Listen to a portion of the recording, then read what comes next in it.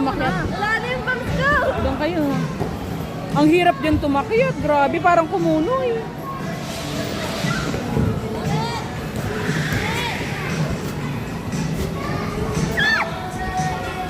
Doon na kayo sa ano ha.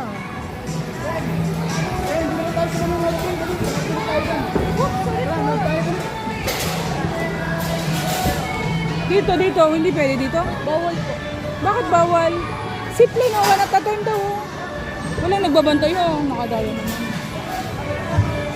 Dito sa electric fan din. Siya. Wala yata.